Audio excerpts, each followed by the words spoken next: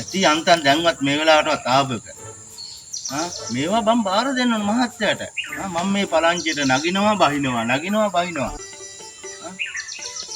අනිත් බටු ලේසි කරලා ගනින්. මහත්තයාට වැඩයි බාර දෙන්න.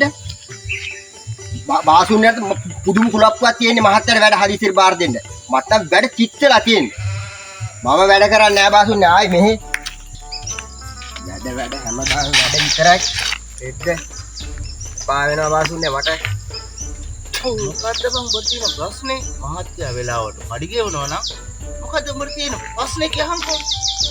පඩි දුන්නාට බාසුන්නේ මේකට ප්‍රශ්න නැද්ද? බාසුන්නේ නැහැ නේ කියන්නේ. මට ප්‍රශ්නයක් තියෙනවානේ. මොකද්ද දැන් ඔබට තියෙන ප්‍රශ්නේ? මට ගෙදර යන්න ඕනේ. ඒක තමයි ප්‍රශ්නේ. දැන් ගෙදර යන්නේ මොකද මේ හදිස්සියට ඔබ? ගෙදර යන්න ඕනේ කියන්නේ බාසුන්නේ නැහැ. ගෑණි ළමයි හම්බෙන්නේ ඉන්නේ.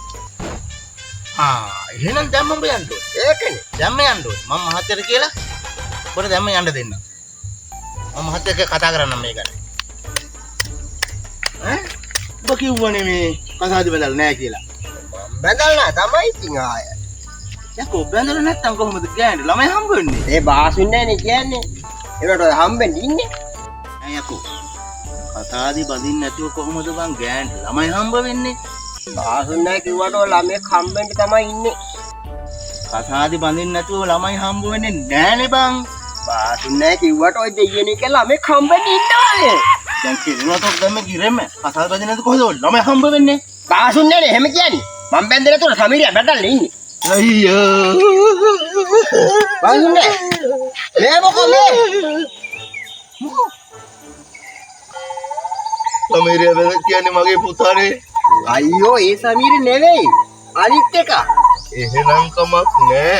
ඒකනේ. එහෙනම් බුබයි පුතේ ගිහිල්ලා වරෙන්. ඔබ ගිහිල්ලා වරෙන් ගෙදර ගිහිල්ලා වරෙන්. මං ගෙදර ගිහලා ඉන්නේ. හොඳයි. දැන් බාසුන්නේ කෝලෙක් ඉන්නනේ වැඩි පටන් ගන්න. හොඳයි පුතා හොඳයි.